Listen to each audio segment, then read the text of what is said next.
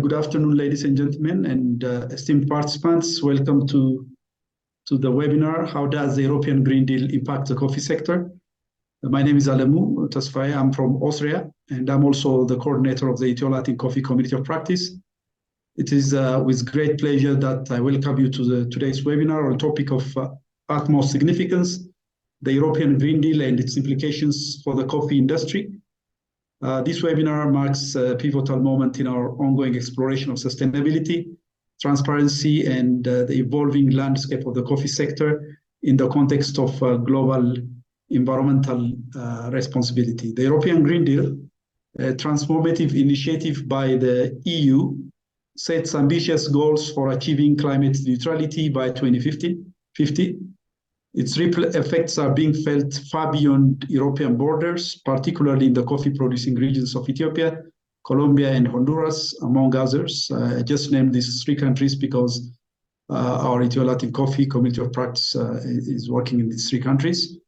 This deal challenges us to rethink our approach to coffee production and trade, demanding greater sustainability, accountability, and environmental consciousness.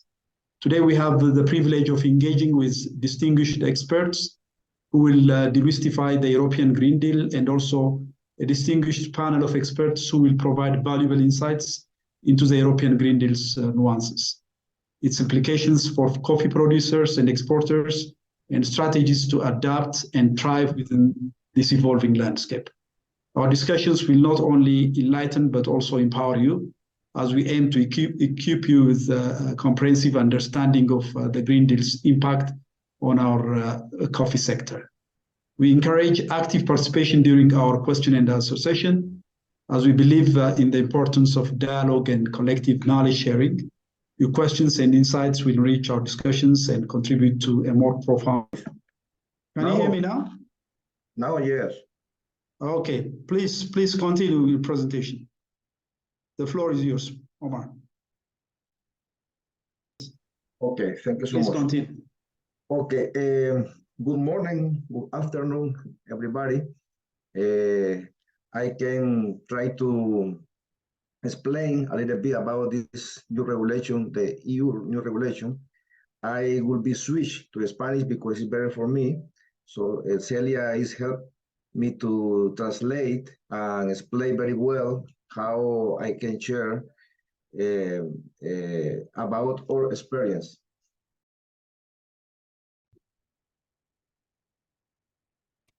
I will speak now in Spanish in order to share with all of you in a very simple way this presentation that you can see about the potential implications of this new European Union regulation on deforestation-free products by the European Union. I am sure that many of you have already information because it's a new regulation that has been very debated, and we have received information from different areas, but we still have a lot of questions, remaining questions and doubts on the implementation of this new regulation.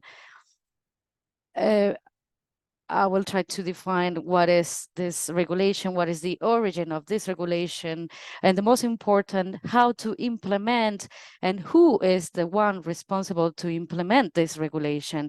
How can we prepare in the whole coffee value chain to implement this regulation?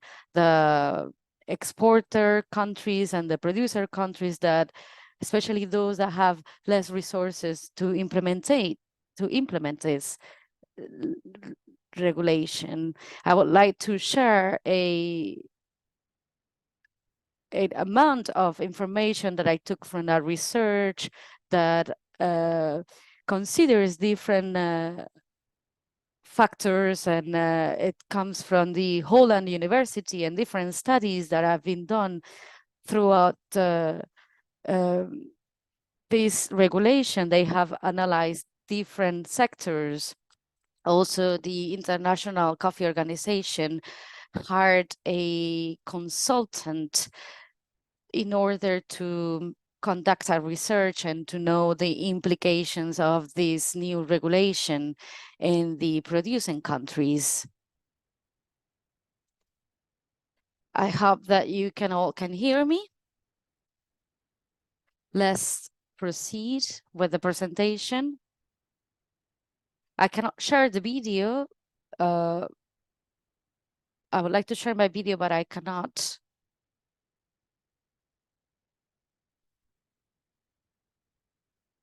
I cannot share the video. Give me 1 second. I cannot also proceed with the presentation. Give me 1 second. Okay. I think there's a problem with the presentation, but I'm going to talk about the content of the presentation. I would like to share different topics. The main one, what are the urgent actions that we need to develop in order to protect forests, and how this new regulation can contribute to protect forests? What are the key elements of this new regulation? We will have the opportunity to discuss in depth about this topic. How do we define deforestation and forest degradation in different countries, because each country has a different legislation?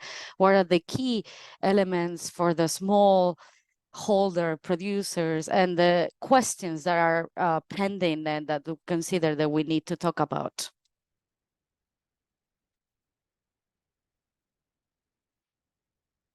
Let me move the presentation.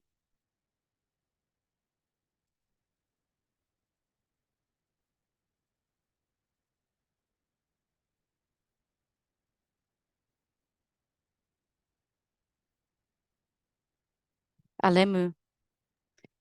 Yes. Now. Yes. Now, yes. Yes. Perfect. We can see it here. Perfect.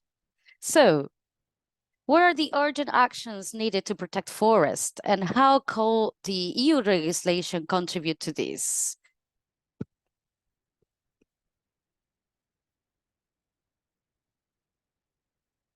All the Sustainable Development Goals, there are 15, especially the number 15, live on land. What the IPCC in the 2020 established on deforestation in order to combat climate change. They wanted to prevent deforestation as a solution to climate change and biodiversity loss, and also the importance of these targets and objectives were underlined. We need to protect the biological diversity. We need to combat desertification. There is the United Nations Convention to combat desertification, as well as mitigate and adapt to climate change. These are all climate commitments that different countries have acquired worldwide. And part of this legislation is the commitment that the European Union made to contribute to all this topic of climate change. Here we can see a graph that shows what we're talking about. Historically, we are coming from having a lot of biodiversity, and now we reach a limit those days where we find a high level of degradation due to agriculture and other causes. So the main objective, or the theory of change, if we could name it, is how to renovate or restore all this biodiversity in order to be able to revert the degradation process. In 2020, this degradation was shown, and now we are in 2023, and there's a research that shows that in the coffee sector, if we don't do anything against climate change, we can lose the Arabica coffee plantations. So we need to restaurate and the degraded land. Regulation lays down some objectives, some rules, as you can see here, and we can see which products in this moment are identified to the ones contributing to climate change and forest degradation, like cocoa, coffee, cattle, like meat cattle, the oil palm, rubber, soya, and wood. In some countries, we have the possibility to produce these products, all these products or some of them. And the main aim of this regulation for 2023 is to minimize the union's contribution to deforestation and forest degradation worldwide, contributing to a reduction in global deforestation, as well as reducing the union's contribution to greenhouse gas emissions and global biodiversity loss. This is the main aim of this regulation, but we think that we all need to be committed, both producing countries, exporting countries, and the whole coffee value chain should be committed to protect our land, to protect the earth. The prohibitions of this new regulation. This is a summary because this regulation is very big. In the case of green coffee, all the commodities, all the relevant commodities made out of coffee will not be imported or traded in the European Union. They will not be also exported unless they fulfill these three main requirements. Here, this is the main essence, the main importance of this regulation. They should be deforestation free. It should be justified by some mechanisms that we will see afterwards through a process of geolocalization, for example. Requirement number 2, this product should be produced in accordance with the relevant legislation of the country of production. This is a topic that it's very controversial, since each country has their own laws, producing laws. So there should be specified what are all the norms, national rules, and what are the national rules that the legislation demands. And requirement number 3, they should be covered by a due diligence statement with all the documentation that normally we show when we export coffee. There will be some additional documents where we will need to send all this information to the competent authority, because it will be revised by these competent authorities in order to have access to the commodity, in this case, coffee, for the EU market. The key elements of this EU regulation, I would like to share quickly, briefly. We need to establish a benchmarking system. All the countries will be categorized by regions. If we are categorized as a high level risk, low level risk, or a standard level risk, the European Union will conduct some studies and consultants that will recover or recollect all this information. Right now, all the countries are defined as a standard level risk. There's a deadline for this. what happened after the 31st of December 2020, those actions will be considered for implemented, and this will give an access to the European market. To say it in a simple way, this legislation, these rules from 2020 will be considered for the legislation.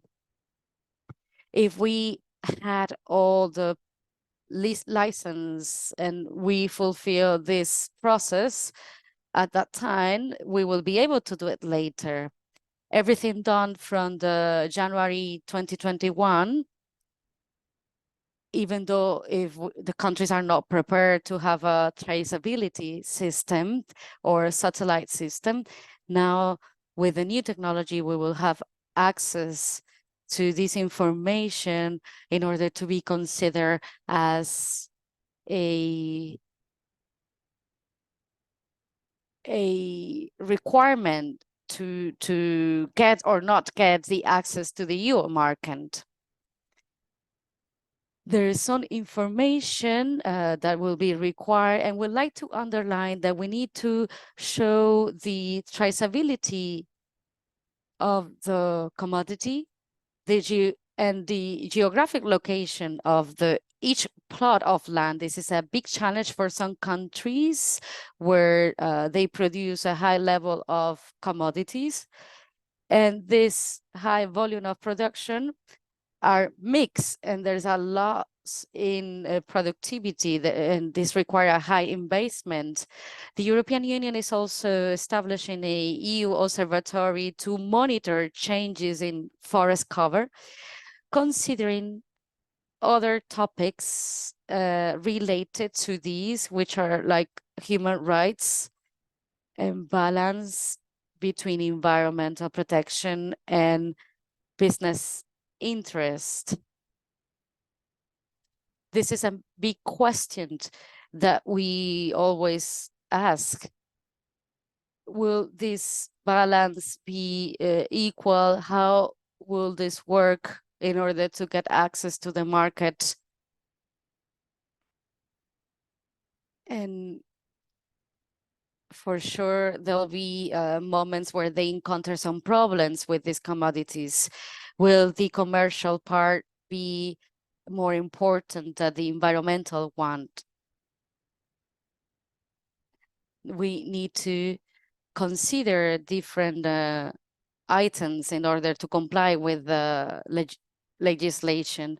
There is a benchmarking system. I will not enter in this topic. In the blue box, you can see how the risks determined according to the rate of deforestation and degradation, the rate of agricultural expansion, and the production trends of commodities. Some countries will need to have information and establish the competent authorities to provide this information. This is a question that we ask, how are we gonna access to this information? Is it updated? These are remaining questions that we need to answer. There are some studies conducted by NGOs and national authorities in order to determine the risk. This risk can be standard, where the 3% can be monitored. We don't know if this 3% refers to the volume of containers to enter in the European Union. We don't know what this 3% means. There are some remaining questions to be answered. As ex-CEO of the CONACAFE in Honduras, I went to many meetings regarding this EU legislation, and I am sharing my experience, and there are many topics that needs to be answered where they are not clear. A high-level risk will imply that 9% of the coffee from this market, from this country, will be monitored. How are they going to do it? We don't know. It's not clear.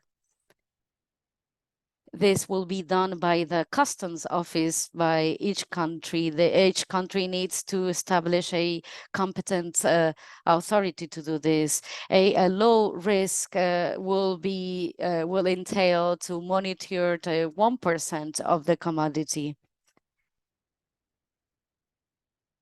If I'm not sure that my coffee, that the coffee that I'm sending to the EU does not comply to these requirements, it will not enter to this market.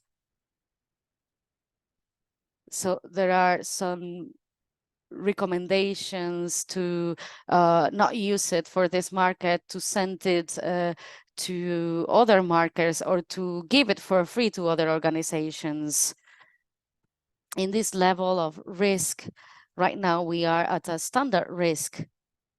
If today we are monitored, we will be monitored only 30% of the volume of coffee.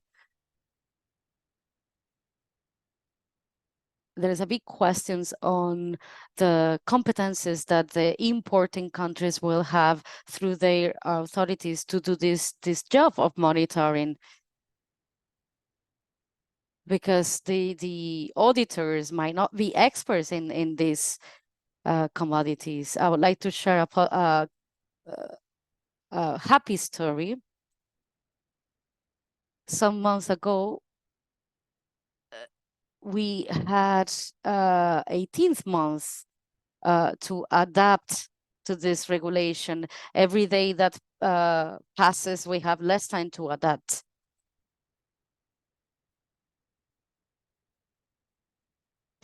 If the importer buys coffee in different crops and keep it in the storage, if the coffee comes out of the 13th of December of 2024, we'll have to comply to this new regulation in order to be exported. We need to already get ready to comply with all these regulations. We can talk about this in the panel later. Here we have this arrow. We have this deadline. If we look to the left, is before December 2020.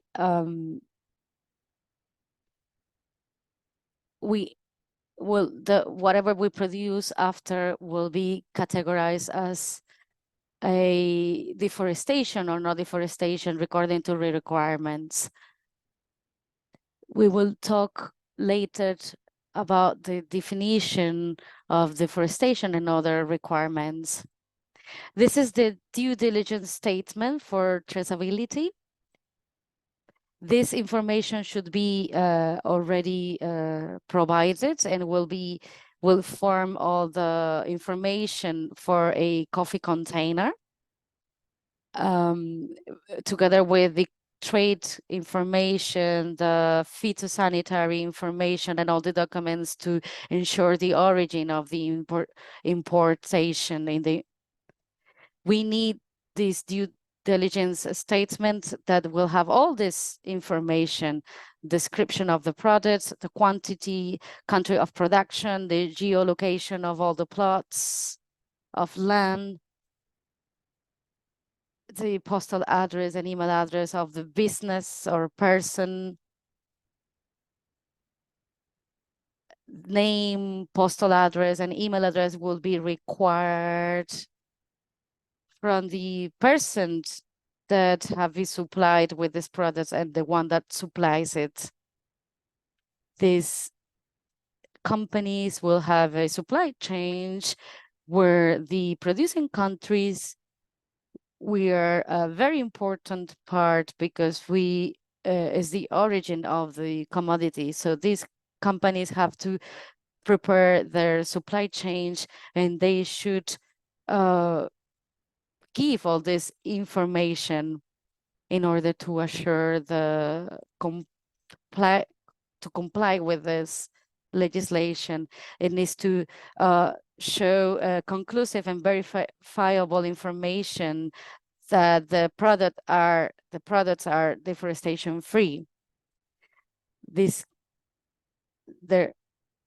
Technology information will also be important, but there's an issue very important for me. This conclusive and very favorable information of the relevant commodity of coffee had been produced in accordance with the relevant legislation of the country of production. If I am exporting coffee from Honduras, there's legislation that this coffee supply chain should comply with. We have debates because these legislations opposed to other legislation. There are like deforestation laws and other laws that are contradictory. So these are the main topics that should be discussed and we should agree on in order to make sure that we comply to this legal framework. Briefly, I will mention that the European Union is setting a EU observatory to monitor changes in the forest covered, including Copernicus products and other sources, so that the countries can monitor the compliance with the legislation. Another topic is the responsibility of the authorities, the national authorities of a third country. In this case, the producing countries, the public authorities, etc. Also, private companies have a commercial responsibility, but we need to show, or we need to know who should assume the responsibility for these producing countries. This is a debate that we had yesterday in a presentation held virtually, because many countries like Honduras, in many countries there's no an institution to make a national plan to comply with this new regulation. We will see the importance of this topic later. We need to have an organization to coordinate the will of everyone to not duplicate efforts on this. This national office, the European National Office or the European Representation Office will say that we are here to support, but we will not assume the responsibility of the leadership in this topic. We need to create we need to know the national plan of the countries. Another topic that we will access through the EU Observatory, they will provide easy to understand data and information linked to topics like deforestation, forest degradation. This information should be understandable to all. There's a timeline. Here you can see the timeline of the deadlines that we have been through. Now, if we go to the right part, we are in the entry into force of the regulation in June 2023, and now we are waiting for the application of the regulation from 2025. This will be for bigger companies, and for SMEs we have a bit more time. We have 24 months for small holder producers in the European Union. But anyways, we don't have a lot of time. I'd like to underline that we should be getting ready already for this harvest in October, 1st October for Honduras, for example, because this harvest, these crops will be ready for exporting in August. And this will arrive to Europe in December or November, maybe January, and will be for commercialization in 2025 when the regulation is in force. The application of this regulation in January will be done in a productive way. We need to make this product accessible for trade in the European market. Now, we are going to define deforestation and land degradation. As producing countries, we have agroforestry systems because our coffee production is a forest cover, and it has a number of environmental benefits and environmental services. But from the European Union, they say that an agroforestry system is not a forest. So they do different measurements to differentiate a forest from an agroforestry plantation. So the agroforestry forest with 60% of shade are not recognized as forest. So coffee will be in the agroforestry category. This is a very important that we need to talk about in the debate. The other important topic is the technology. There are satellite images to monitor these changes. These images can monitor environmental conservation, including forest loss, and they allow temporal monitoring of remote regions. We can do it, we can monitor it constantly. We can see the areas with issues. There will always be a need to do in situ monitoring through satellite images. So in our Ministry of Agriculture, we have some practices where we see if there is a forest lost. We can see which practices have created this forest loss. If we have a tree that we use it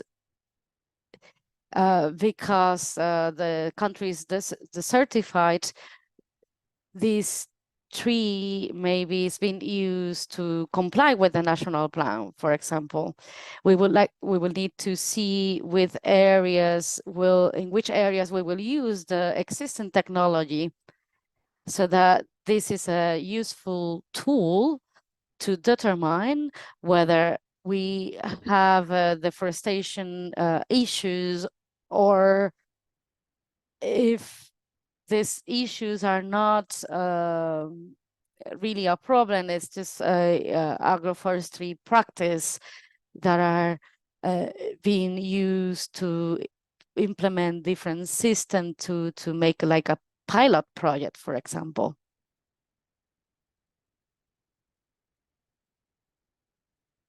Allow me to, 1 second. If there's a question, we can also already answer to some questions. I have seen some hands. Thank you, Omar. There is one question in the Q&A, and it's about, I'm sorry to ask this, but I'm not sure how Ethiopia is responding to the specific regulation. So anyone from Ethiopia could respond to this one. And there is, I can see one hand, Fukru. Can you ask your question, Fukru?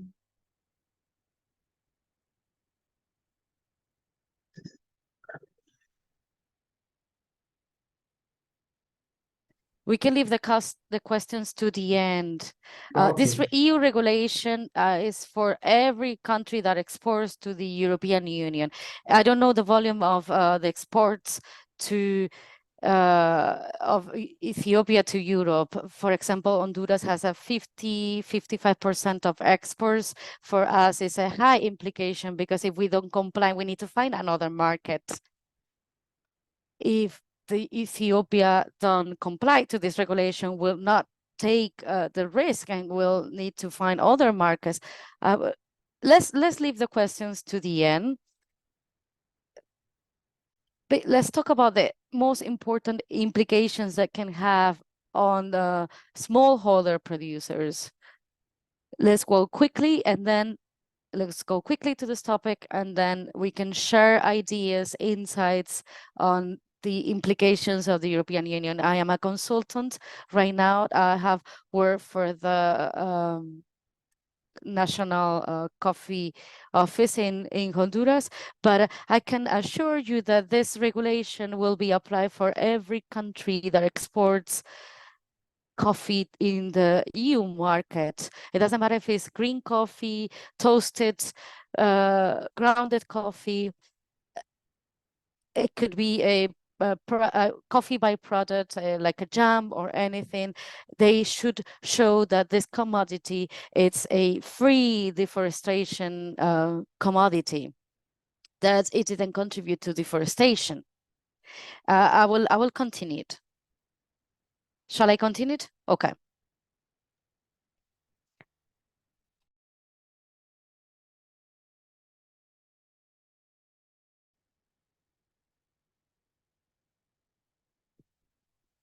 Yes, it's better to continue and then the questions at the end. What are the main implications for smallholder countries? Small producing countries. There's a question that we have, and you can see the references here. Will it be that this will entail an increase in prices? Will this entail to create new technology? Will this entail to have more documents as a requirement? This study conducted from Chunosoa talk about how this will impact in coffee prices. These are questions that we should ask ourselves. How to deal with countries having a different legal definitions or regulations. Each country has a different legal definitions of deforestation and national sovereignty, and this will have social impacts on ethnic minorities. Which impacts we will see on ethnic minorities? Will this limit the access to the market for the more the poorest countries? This reversion of deforestation can contribute to reduce poverty. This change will give us another option of market, or should I send my land plot to a bigger company that has the possibility to export in the EU market? We will also see that the EU Commission conducted a study that deforestation it comes as a result of a rural population seeking for a living income. Should these commodities, maybe these commodities have caused some problems of deforestation, but we need to work on this because in this topic, the income, it's crucial, especially for developing countries, because this is impacted in the country's deforestation. How can we measure this?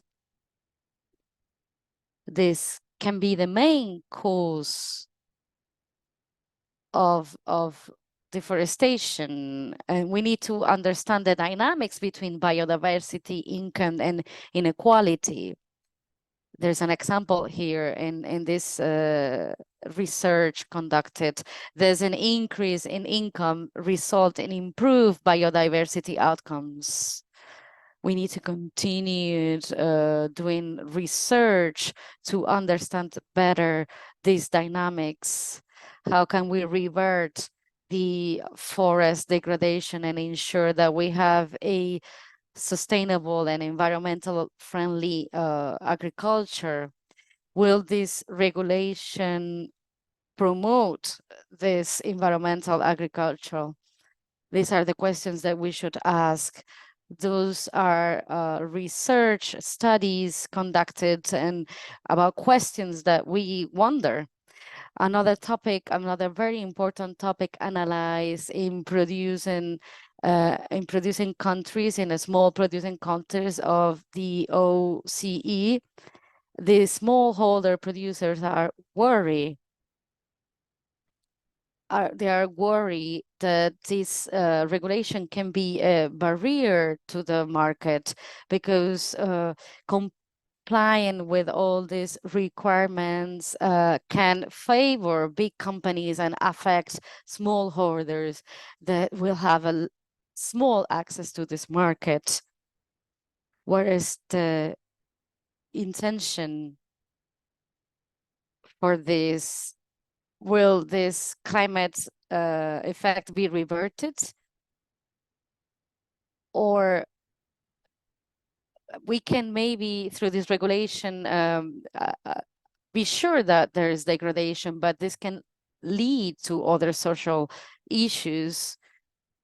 What will happen to high-risk countries compared to the low-risk countries?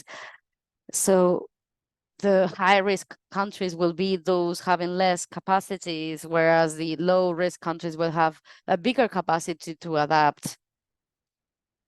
If we compare to Honduras, that has a big amount of smallholder, to other countries, this entails a big problem.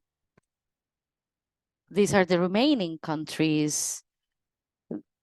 There are some implications identified from this regulation.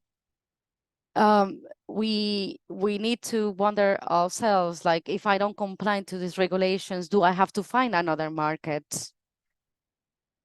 Can this become an obstacle, a barrier to access to this income coming from the European market?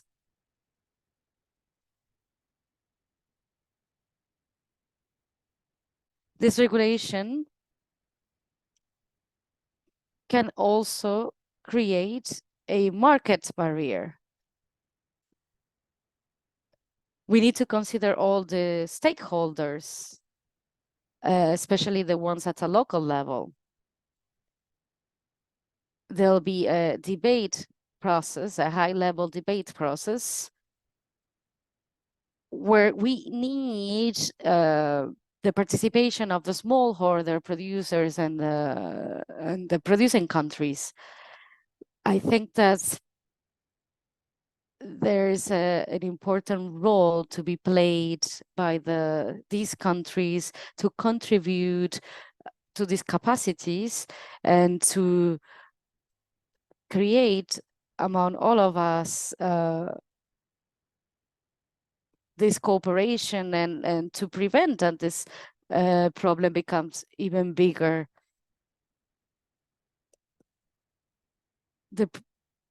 If the producer cannot comply with all the requirements, this producer will not be able to comply with them alone. We need a joint effort.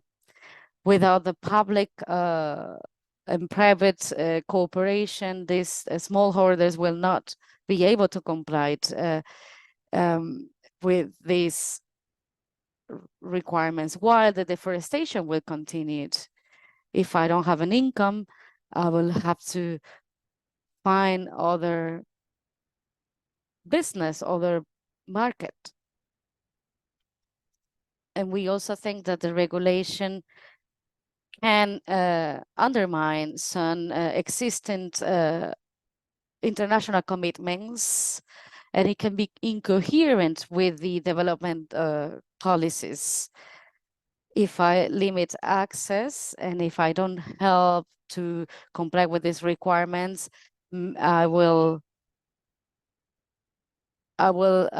increase the existing poverty in the vulnerable countries that are among the ones many of our countries are there. All these public and private partnerships are necessary to reduce deforestation. This is not a topic where only the producer or producing countries can have a role to play, or just the exporters. It is a joint effort, a joint work that should be well planned, well coordinated, to have a plan, a well-structured plan to recognize that this regulation can be implemented, identified where should be improve, and which coffee can comply with this regulation and which one cannot comply, and maybe this coffee will not be harvested. Also, there is a strong implementation of the national laws. There are some guidelines that will be needed from the private and public partnerships. We will also need to provide reliable information on the whole supply chain. We know, we are agreed that avoiding deforestation is very important, but for smallholders, this will entail a big challenge, and working to implement this regulation will be more and more difficult, and we need a transition time to implement. Maybe this deadline should be extended. We need to think on the capacities of the producing countries in order to comply with this regulation.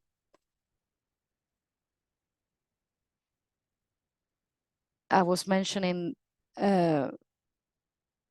yesterday about this public and private partnership. It cannot only be an effort from the private sector, because this will be done only by the importing company that should measure the risk in their supply chain, and they need to make sure that this regulation is implemented in the whole coffee value chain. Knowing the coffee supply chain, or the one of the cocoa or wood, there are sectors that are smaller, like the oil palm. In Honduras, these sectors are more consolidated. In the coffee sector, there's a big challenge because it's less organized. And for the small hoarder, this will be more complicated. Some of the recommendations is that what I was saying, that we think that the producing countries should work all together. Regarding the country level assessment of each country, because this will differ from Colombia, Honduras, we need to make this analyze to see which advantages we have, these opportunities, so that we can comply with this type of coffee that is required. We need to make a deep analysis on how this will impact the whole coffee supply chain. So we can decide which percentage we can send to the EU market. So for the small hoarders that were sending a big quantity of coffee, now it will be difficult to send it because it's difficult to trace the sustainability of this coffee. This should be a joint effort. This is only the beginning. There will be other regulations afterwards. We need to understand the country level assessment of our countries, why the forest cover is being lost in every country, what is the root causes of this. We need to see the relation between deforestation and poverty, between living income and deforestation, to understand the dynamics of a decent income, what is deforestation, what is poverty. So we need to make a research to investigate on this topic. For this, we need timely information and capacity building support for our countries. We need to invest on the public sector through the international cooperation and the international community, but we need to know what is the proposal from every country. We need guidelines that should be tailor-made to the characteristic of each sector, including value chain characteristics. It is not the same, the support to a big producer than the support to a small producer, including these value chain characteristics. How does this value chain characteristics work? Risk mitigation requires field audits where necessary in cooperation with the administrative authorities. We need to undertake these field audits, and this is another investment for the producing countries. There are countries like in Ethiopia where all these support actions are made by the public sector, but in countries like Honduras, this effort is made by the producers. The producers give part of the funds to create the structure for these researches. There should be a multi-stakeholder cooperation to address the challenges that are keys, and we need to establish alliances or partnerships. Another important topic is how to manage the data. How data should be managed and by whom. If they're asking us the exact name and the whole, like every single data from the producer, so who will provide this data, how they will protect data? These are remaining questions to be asked in the EU legislation. In our countries, we should see, in the producing countries, we should see how this data will be managed. In some countries, this data sharing is forbidden. Will these countries allow to publish this data? The EU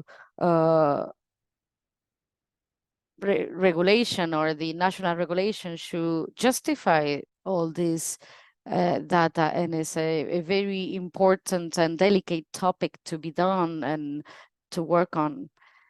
As I was saying, this is not an exclusive role of the private sector. We should also work together with the public sector. A local involvement is highly recommended from farmer associations, local governments, institutions, country-level institutions, in order to empower producers to ensure transparency and social inclusion.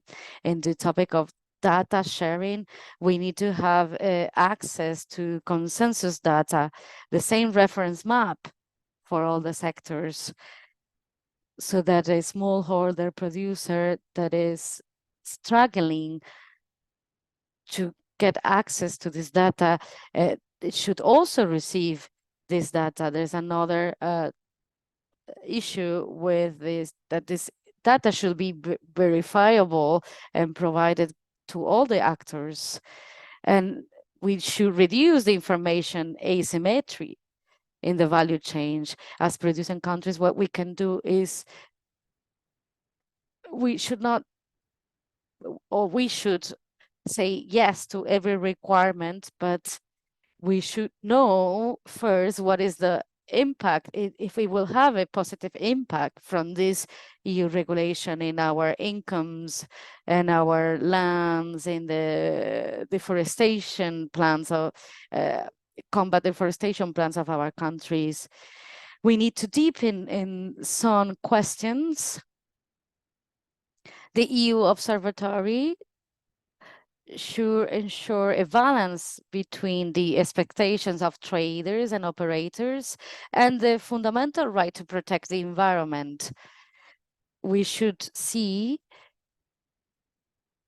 if there are many countries that we don't comply with this law, what will happen to these countries that don't comply with this law? The EU countries should design a competent authorities. They have not done it yet. They have up to 30th of December 2023. Which authorities will be competent for this? They don't even know who will be these competent authorities. There are some countries like Germany that has a national regulation, Italy and Spain. Germany has already defined competent authorities, but that other countries like Italy, Spain that have not done it yet.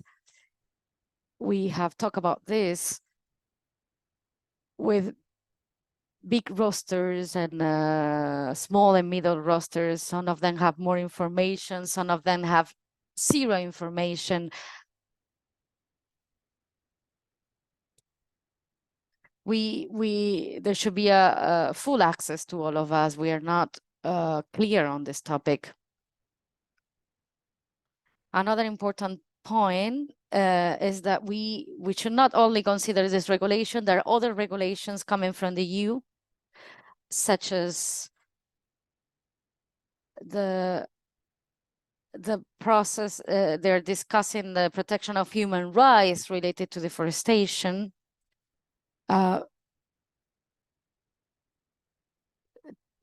They link the human rights with the supply chain, the topic of having a decent income, and the gender issue. For example, there is a proposal on a directive on corporate sustainability due diligence that aims to foster sustainable and responsible corporate behavior regarding human rights, child labor, exploitation of workers in the whole value chain at a global level. This due diligence can identify and prevent and mitigate and account for the negative impacts. This is what I wanted to share with you. It is a topic that is being discussed in our countries, in the European Union. There are countries that are more prepared than others, and I think that is important to bring it to the debate so that we can analyze what should we do in order to face this new regulation. What is the importance of the EU market for our coffee? Can our coffee access to that markets? Do we have other alternatives? What are the main causes of deforestation in this case? Or why are we not able to comply with these requirements? Do our national legislations, are they aligned to these EU regulations? Could there be any issues between our national regulations and the EU regulations if our country tell us that we should not produce coffee in some areas, maybe in a water basin? If the EU regulation tell us that we should not produce coffee in the water basin, whereas our country allow us to do so, this can lead to a policy incoherence. Some countries have different domestic laws that lays out of the rules for the domestic trade, which each actor or stakeholder has duties and responsibilities to comply with their national laws. We need to revise which are the points that contradict, which points from the EU legislation contradicts our national legislation, because we might be in line with our national regulation, but not in line with the EU regulation. If the EU market has a different law at an environmental level, and our coffee will not comply and will not access this market, this can lead to a legal problem in our country. The other issue is with the small knowledge that we can have of the international trade, we might need a deep analysis of the implications of the trade worldwide. Can this become a barrier to the market? If a country considers that this is a trade barrier, this could lead to other future legal problems, because maybe the European Union is right, but maybe a country feels that they can claim legally this between the competent authorities, and this can lead to a law process. Maybe we need to make sure that we support countries that to have the capacities to comply with this legislation, to avoid deforestation and ensure the protection of our common land, which is the earth. Thank you so much, and I am available for any question that you might have. Thank you so much, Omar. I didn't introduce Omar. Omar is the former executive director of CONACAFE, which is a national body in charge of coffee in Honduras. And we thank you so much for your expertise, for your insightful and enlightening presentation on the implications of the European Green Deal regulations on deforestation-free products for the coffee sector, especially for smallholder farmers. Your presentation has enriched our understanding, and I hope all the participants have also gained a deeper understanding of the potential implications of the European Green Deal. Thank you once again, Omar. Now it's time to transition to our next session, which will be question and answer. I can see only one hand, and there are two questions. One of the questions is already answered. So Ruth is saying, I'm sorry to ask this, but I'm not sure how Ethiopia is responding to this specific regulation. So if there is anyone who can respond to this one, you can respond to this one. The other question was from Carla, and Carla, I think her question has already been answered by one of the slides of Omar. So her question is already answered. But Fukru, I think I have unmuted you. If you can ask your question, or if you can't, you can write it down on the chat area or the question and answer area, then respond.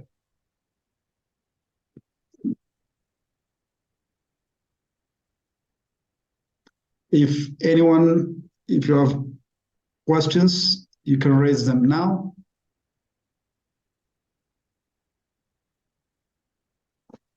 Okay, otherwise, thank you so much. We'll go to the next session, which will be the panel discussion. And it will be moderated by Sarah Yirga, the president of the Ethiopian Women in Coffee, And I'll give the floor to Sarah. Sarah, over to you. Okay, there was one question till Sarah joins. Many thanks for such a good presentation, Omar. I kindly ask you to share the PDF and recording to share with the local producers in Peru. That's from Rosa Maria. Omar. So what we'll be doing is the recording of the webinar will be edited and it will be shared on the EthioLatinCoffee website and through the social media channels. And we'll also have a proceeding of this webinar that will also be made available on the website. So you can just check our social media channel and the website, and you'll find it there. Sarah, try to promote your channel. Okay, Fukru, you have a question? No, Alemo, you have the presentation, so you can share. It's a lot of information there. Yes. Maybe. Yes, Omar, we'll do that. Yeah, we'll do that also. Need to make a plan, a national plan to try to, to face this new regulation. Every country is doing that. So I don't know if you start ready. I don't know that. But the presentation is there, so you can share. Don't worry about it. Yes, we'll share. Celia, there is a question which is written in Spanish. Julie, is it a question or what? Is it in French? But I can. It's in French. Okay. Yes. It is asking is there a dialogue between the EU and the producing countries to mitigate the effects on the new regulation, on the new European regulation?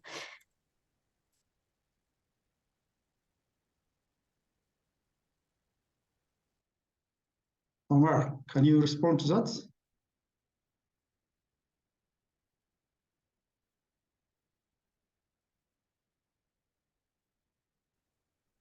Well, I take the advantage that the Celia is interpreting. I think that it was published that the regulation will enter into force soon. Without this, for sure, there was a previous dialogue in order to understand the elements of this regulation. There is a dialogue from the International Coffee Organization being held with the producing countries and with the whole coffee value chain.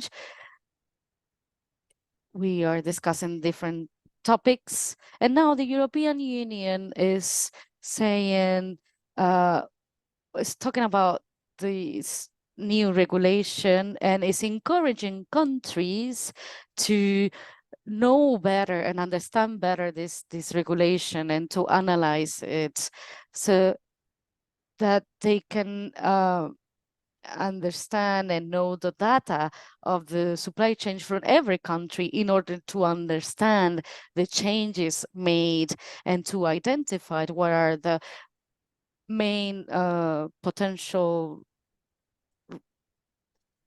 opportunities and the weaknesses to face this new European regulation.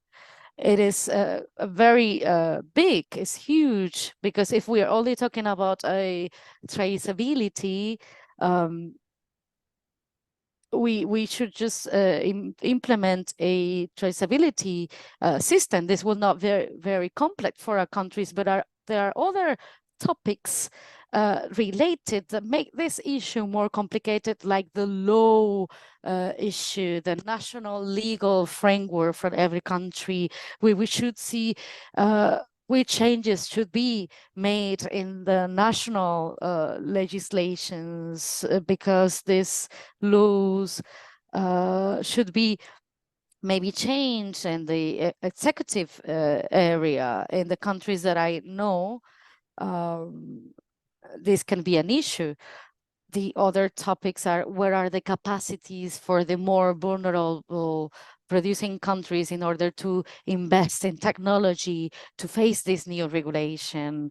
And at a level of the government, I feel that most of the countries are waiting from the private big companies' initiatives, but there are not many countries that have take the lead to elaborate this plan and to be ready, because now that we don't have a lot of time, and the harvest that we have should already be ready to comply with these requirements.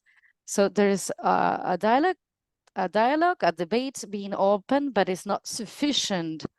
This is my opinion. I think that the producing countries should also be involved. And different spaces should be created to have this dialogue, to talk about it, to share information on how this will be implemented, who will implement this, which will be the competent authority. So many countries, they say, I don't think that they will require all this for 2025. Are we ready? From today on, we need to maybe look into it or see new alternative market options. Thank you. Thank you, Omar. There is one more question from Rosa. Can you ask the question, Rosa?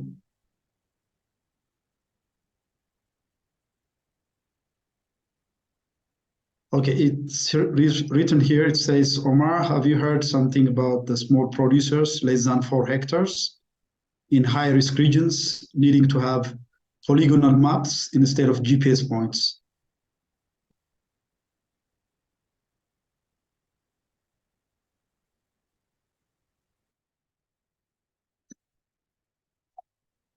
Yes. So this will depend on the requirements. A smallholder producer with less than 4 hectares can have just a point, geolocation point. But if it's more than 4 hectares, it should have already the perimeter data and information, or maybe the whole plot of land information. So there's the debate that what if a producer has 3 farms, and if each farm will have 2 hectares, we should also show a geolocation point, or should it show the perimeter of each of us?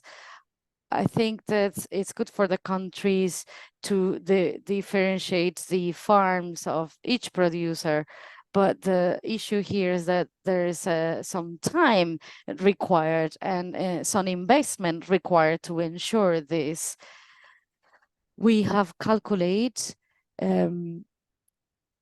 to have a database to comply, which information is already there, because there's some existing information, some certified producers that have already their plot of land with a GPS location. But we're talking about 200 or 300 technicians doing this in the film for 8 months at least, and the issue is like, this is perfect, but this will entail some investment, and who will provide this budget for this? It will be difficult for the smallholder producer. Maybe the public sector or the international cooperation should provide this budget. What Carla was also mentioning, and it will be also important to consider who will manage this sensitive data. In some countries, this will be made by the main coffee organization, but in some other countries will be the public sector, because this information from all the producers and this geolocalization information, it will be sensitive. So there's the question of how will this be managed? Will this be managed in a responsive way? we need to know how this will be done to ensure the safety of this data. These are the main topics that we should continue discussing, that are very important, and that the national institutions should sit on the table and discuss on them, because there are many differences among the national forestry institutions and the technical institutions that support producers in the productive part, because some representatives from these institutions, they maintain that the agricultural activity like coffee and cocoa are the main contributors to deforestation. This has been said by national institutions. We should constitute what is the source of these statements. The producer should produce in a very environmental responsive way, so that they get an increase in the living income for his family, so that the producer can pay also decent income to their workers. I think it's a big mix of everything, and we have a lot of work to do on this.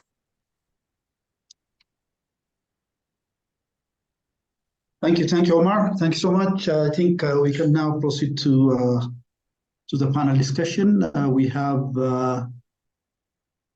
I'm looking at the question and answer. I have not done a lot of research on what percentage Ethiopia exports to Europe, but through a quick Google search, 42% of our coffee goes to Europe. Is there anyone that could tell us what the discussions have been on Ethiopia side? Okay, anyone from the Ethiopian side who is participating here can respond to this question, to Ruth. Now, because we don't have time, we only have 30 minutes. We need to go to the panel discussion. In the panel, we have experts from EthioLatinCoffee, Dr. Federico Ceballos. He's from the International Center for Tropical Agriculture. And of course, we have Omar, the former executive director of CONACAFE Honduras, and Dr. Martina Bozola from the International Trade Center. These are our panelists, and Sarah Irga, the Ethiopian Women in Coffee president, will be facilitating this session. So I'll give the session to Sarah. Over to you, Sarah. Hello, can you hear me? Okay. Yes, you can hear Martina. Let me see. Hello, everyone. This is Sarah Irga from the Ethiopian Women in Coffee. I feel privileged to be able to facilitate this conversation. I welcome my panelists, Dr. Martina from ITC, Dr. Federico from EthioLatinCoffee, and my good friend Omar from Honduras, CONACAFE. Am I right? CONACAFE. So welcome, and I don't think I have time to just briefly say what I feel about the European Green Deal. In general, there's a challenge that is presented to our, especially the producing countries, on the exporting side of things. So I would like to give Dr. Bozola, who is also the lead in resource mobilization, the lead at ITC in the area of programs and projects related to sustainability, and also major accompanying measures that help smallholders and producers in the process of processors and suppliers in producing countries, mainly in the framework of the new EU directives. So I would like to hear, before we proceed to my discussion questions, I would like to hear her insights and also the work she does in general at ITC and in light of the EU directives. And Dr. Bozola, the floor is yours, and we'll continue with the discussion after you. Briefly introduce yourself and give us an insight to the topic. Thank you. Thank you so much. Somehow I cannot share my screen and video. So maybe if you give me Okay, let me promote you to, sorry, let me promote you to a co-host so that you'll be able to present. Thank you. And in the meanwhile, I like to thank you for organizing this very interesting panel. My name is Martina Bozzola. I'm Senior Advisor in Sustainability at the International Trade Center. And in this context, I support work on what we call the so-called pilot on accompanying measure on the Corporate Sustainability Due Diligence Directive. So this is partially being covered, but just to remind, so this is a EU legislative proposal on a Corporate Sustainability Due Diligence Directive and its framework. So this is part of the Green Deal policy initiatives on global supply chain sustainability. And it covers the human rights and environmental due diligence duties for in-scope companies. At the International Trade Center, which is a joint agency of the United Nations and the WTO, we work in particular with micro, medium, small enterprise and with producers. And as you may know, the direct scope of this directive are, without going too much in detail, are large companies based in Europe or large company with large turnover and employee in Europe. So the question could be then, what this has to do with micro small enterprises? What this has to do with the producers in the country we're talking? Well, indeed, this directive cascade through the value chain, because it asks the so-called in-scope companies to comply on the due diligence obligation on human rights and environment for own operation, as well as establish direct and indirect business relationship. Hence the value chain dimension, hence the importance of the different actors coming together and working together towards this directive. I can see now it seems I can share my screen. So I think you see my screen, right? So that's it was just to give an overview. So we work together, we work in the so-called pilot on accompanying measure and in particular in country when the African, Caribbean and Pacific state. It's a project co-funded by the European Union and also the Dutch government on what can be the potential impact of this regulation. There may be positive impacts, such as more export for those who comply, some opportunity to enhance collaboration along the value chain and promote transition towards more sustainable value chain. But indeed, there could be unintended consequence if nothing is done, and risk, such as gravitation towards destinations that comply, leaving some region and country behind. And of course, the big elephant in the room is this is costly. How the cost is spread across the value chain, how are we gonna spread this cost? Just to give you an idea on the timing again. So at the moment, the final text is discussed. So member state in Europe will have then 2 years to translate this into national law. This is the difference between the regulation, the deforestation regulation, and the directive. The directive will have to be transposed into national law. And then this will probably enter into force into 2026. The timeline for MSMEs, for producers may seem very far, right? 2026. But when we see at the type of topics we are dealing with, human rights, the environment, indeed, and that's what we hear from the different beneficiaries in the countries, that's not so long at the end of the day. That's where are the pilot we are working with? We're working with textile sector in Eswatini, coffee in Ethiopia, Uganda, and cocoa in Ghana. We collaborate very closely with CLAC, the organization of American Caribbean under the fair trade producer under the fair trade umbrella, in coffee in Honduras and Brazil, and cocoa in Peru and Dominican Republic, so in similar pilot. Now, if you look at the logo here, it's just to give you an example of the stakeholders that come together to answer the question, how this should work in practice. Okay, we say we have to do due diligence on the environment, on human rights, the different actors, even those that are not in the direct scope.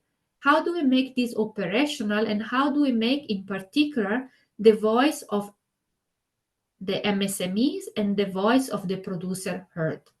And the key step is to convene, to have the different actors, to facilitate, to have a neutral convener of the different actors, ranging from big company in the direct scope, like, you know, big European roaster of coffee, the big traders, the cooperative, the middlemen, coming together and discuss, along with, of course, institutions in Europe and in the exporting country that come together to see how we can facilitate and operationalize this directive on the different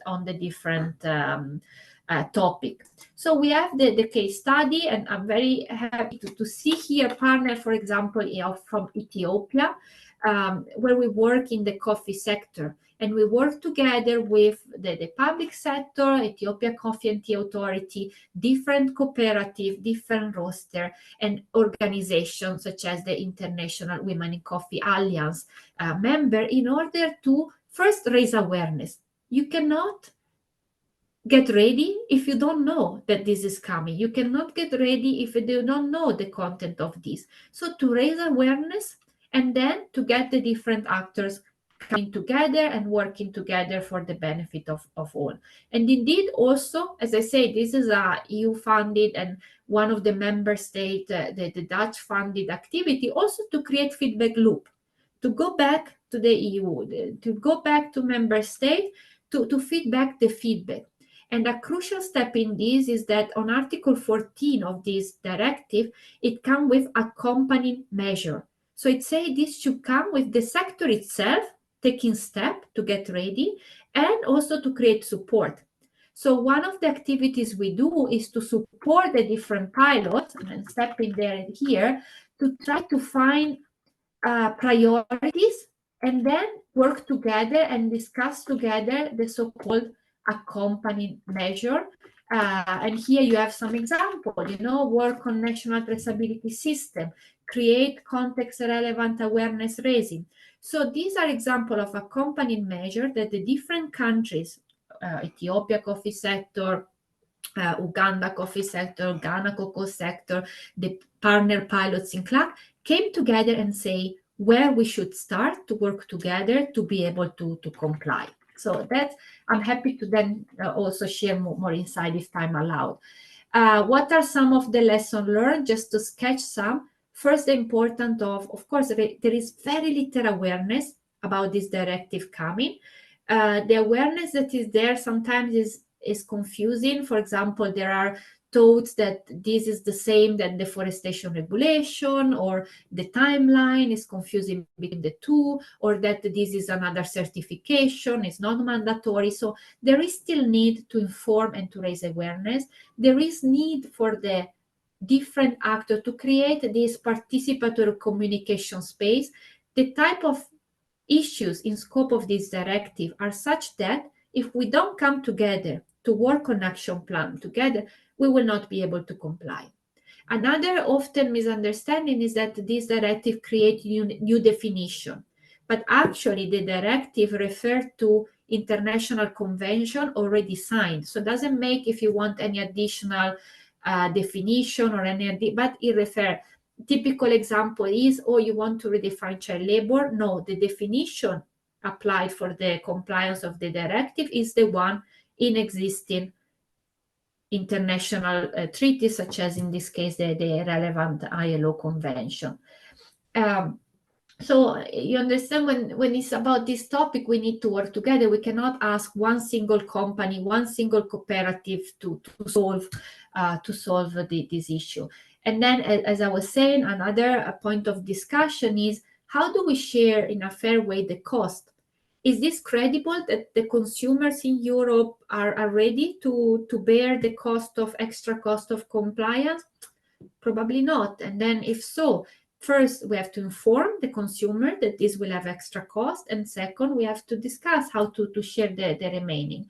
So that's just some examples. And given to the time, I think I should stop there. But I'm happy to develop more and elaborate further. I give the word to the next panelist. Thank you very much. Thank you, Dr. Bodola. Dr. Bodola, we really appreciate the insight into what the directive incorporates, somehow very brief, but gives everyone a good idea. I hope each one of us took notes. I'm going to forward my questions and ask mainly Dr. Federico to come in and present to us on tangible, measurable activities that are being taken in Colombia to address the European deal directives. What is, how is Colombia managing, or what are the challenges that you're facing? How are your local regulations aligning with this directive?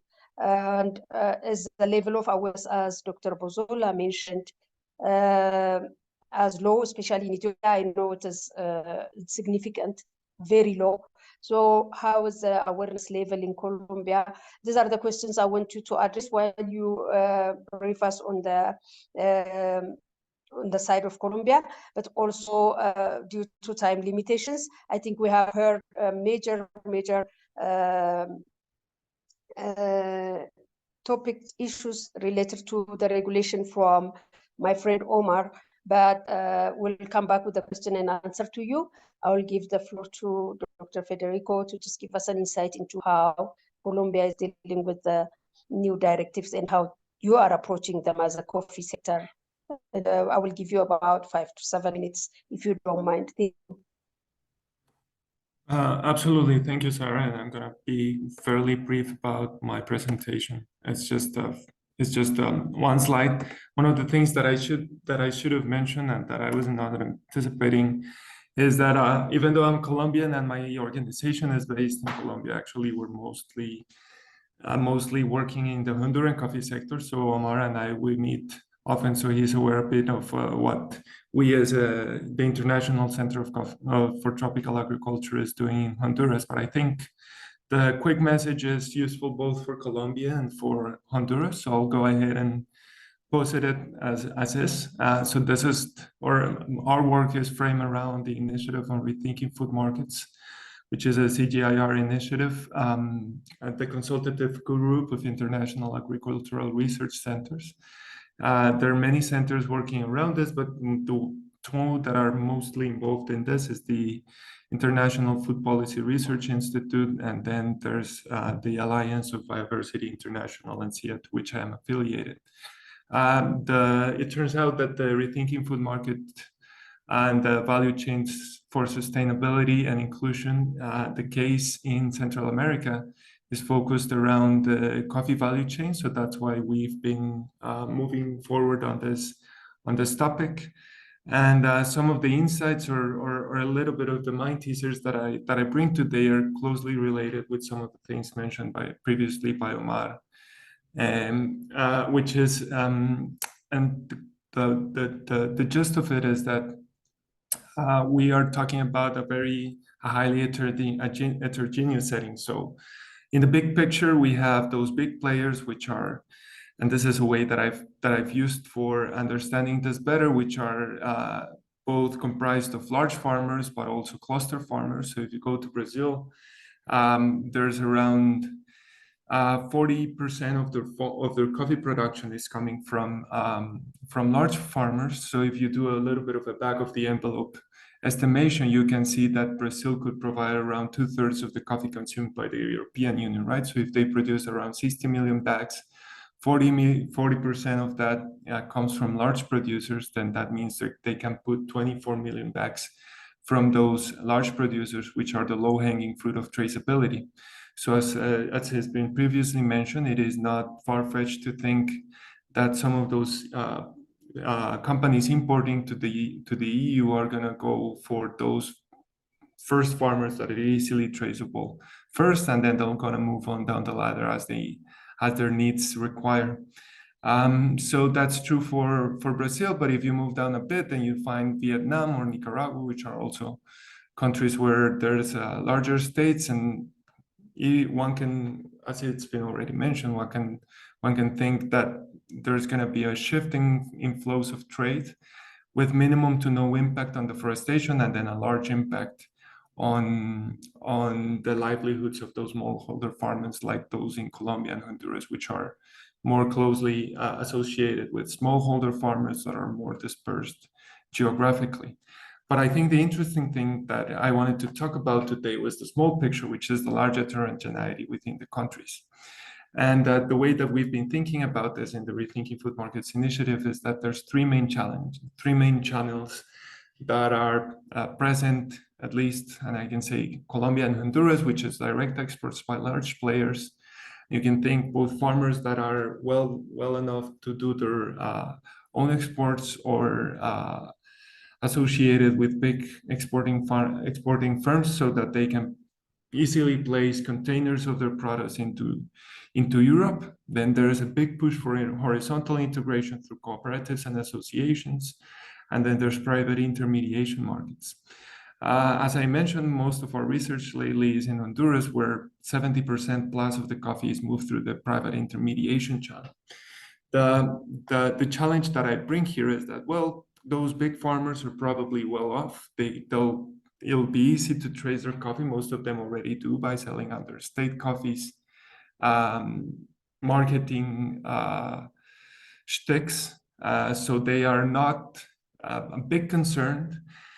In the middle, there's a big push, and that's an impression of mine, for increasing associativity and co-ops, which even if it sounds good on paper, there's something that's worth mentioning, and it's associativity is challenging in many places. So there's places where co-ops have failed so often that there's no longer any trust on cooperative models. And so having those cooperatives in some of these places might not be feasible.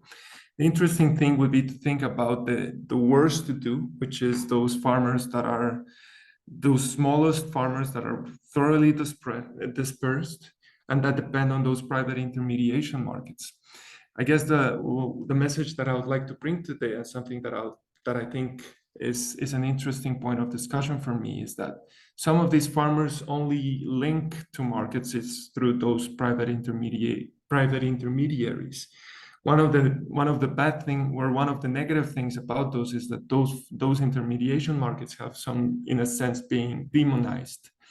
A lot of people think, and then you can see the rhetorics around shortening the value chain, or skipping the middleman, or making direct coffees, etc., etc. But if you think about those very small dispersed farmers, the only people reaching them, even comparing them to, even talking about extension agents, etc., the only people that they have interaction with is private intermediaries. I guess as we move on in Honduras, we're going to be finding ourselves with an awkward partnership, which is, if we want to really reach those very small, poor, dispersed farmers, we're going to have to work with those intermediaries, which have, as I've already said, often been demonized. It turns out we're actually doing that. We are starting a pilot, so we're interested in understanding how these private intermediation markets work, because as they're being demonized, there has been a lack of research on them, but also finding ways of bringing the best intermediaries upwards, and so making some of the best intermediaries viable partners for this kind of schemes. And then we're going to be following through with trying to make them, with trying to bring them into those traceability schemes. It's not an easy thing. For instance, we hoped we could be talking to 1,600 producers that were associated with 2 intermediaries we were working with. Turns out we were only able to connect with around 900 of those farmers, which shows you that data and control over their supply chain is looser than when you think about any of the other 2 channels. But that's kind of the challenge we've brought up to ourselves. We're excited about sharing more of this information in the future, and appreciative of the space to share a little bit of what we think. But essentially, the idea would be we need to make this work for also for people that we usually do not take into account for many of our projects. But and with that, I'm gonna pass it on to Sarah, because I know we're a little bit of time constraint. So thank you all. Thank you, Dr. Federico. We really appreciate the insight. That is really interesting what you're doing in Colombia and Honduras, mainly in Honduras, as you mentioned. Kind of everyone kind of addressed the key points we want to bring to this platform, which is what the challenges and the opportunities that was discussed by Omar and Dr. Bozola. What should we emphasize when we try to engage our producers on our side? If I speak on Ethiopia's behalf, coffee, 85% of it is produced by smallholder farmers. So how are we going to work towards creating the awareness with these farmers? But there is one area, I think, in addition to what Dr. Zola mentioned in terms of the compliance, I would love to ask every one of you, or all three of you, you can address this. How do you see the already existing compliance that are already financially a burden to producers or exporters from producing countries? How do you see the EGD coming in as another compliance or regulation is going to be accepted and implemented? The fact that it is going to be in place starting 2024, correct me if I am wrong, I think that's the timeline. How is that going to affect, because as one of the challenges, so some countries are going to be left behind because it's going to take time for us to adapt, learn about it, and implement.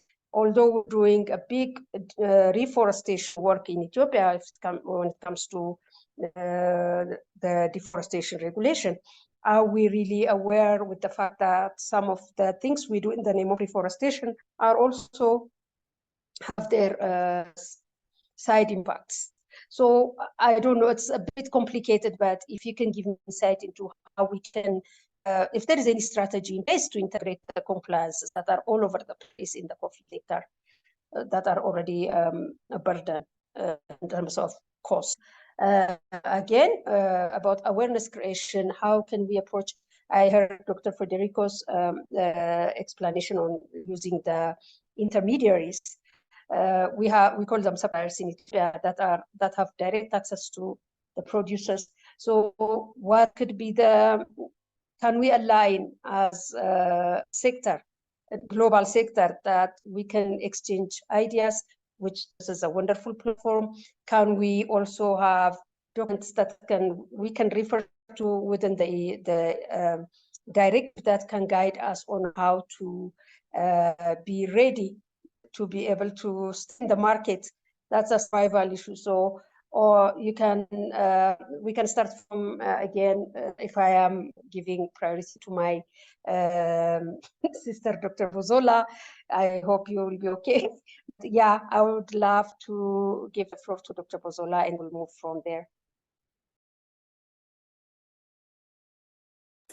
Thank you so much for this question. A little disclaimer, my work focuses more on the Corporate Sustainability Due Diligence Directive, but I think there are several, of course, these are both, a regulation and a directive part of the Green Deal Policy Initiative, and so they are part of the same umbrella of initiative, and there are many points in contact. So let me start from, for example, the how do we make this operational? How do we make this work, and who can, for example, in terms of awareness raising, considering that in some contexts we have, millions of farmers, small orders, sometimes not even with land, clear land rights, and how do we work on it when it comes to traceability? Something we observe in this context is first important to work together and to work also within, map first the existing structures. If I look at the context of the pilot, for example, in Ethiopia, you have very strong and active and valuable in terms of the service provide Ethiopian Coffee and Tea Authority. So, this can be, or this is already a great starting point to work together. You have organization or alliance, such as the one Sarah is part of, International Women in Coffee Alliance, that can create a network and sharing of knowledge. In some cases, of course, also the language barrier, the education level or literacy barrier can work. But in this case, what, for example, we did regarding, or we are doing, trying to share information regarding this new directive, was to work in partnership with the Ethiopia Coffee and Tea Authority and another organization. Through them, train about this, inform the regional officer that also speak the different languages, and then they will cascade, or they are cascading. Of course, there are, I don't say all the problems are solved, there are still big gaps, but at least working and mapping on the existing structure, not reinventing the wheel every time, it helps. It helps. In terms also of the Corporate Sustainability Due Diligence Directive, but to some extent cascade on the deforestation regulation, part of it and part of the text, it says that, for example, the in-scope companies, so the company based in Europe or European companies in the direct scope, something they can use to prove compliance is exactly how they supported the other value chain actors in meeting the in meeting the due diligence requirement, and this would include also collaboration, support of financial support of some activities. So this can also be seen to some extent as an opportunity to create further collaboration. And another aspect I wanted to say in the context, for example, of Ethiopia and working on existing structure, that's something I learned by starting to work on this, the structure of having, for example, cooperative. In some case, above the cooperative, you have the union. So often we collaborate, for example, with the union to then cascade in their territories, with the members, and use the existing structures and leadership as effective as possible. So this has helped a lot. So still a lot of question mark, but we also see a lot of good starting points. Thank you. Sorry, just also clarification. You ask if the timeline is 2024. That's correct for the deforestation regulation. For the due diligence, it's after, so it will be probably 2026. Thank you. Okay. Thank you, Dr. Bolzola. This was a really eye-opening information in terms of, I still work in Ethiopia in the coffee sector. I had no idea. We already started some activities with the partnership with ITC and Coffee and Tea Authority, of course. So we will definitely, as Women in Coffee Ethiopia, will definitely look into how we can collaborate. But also, it will be interesting to see the progress and way forward.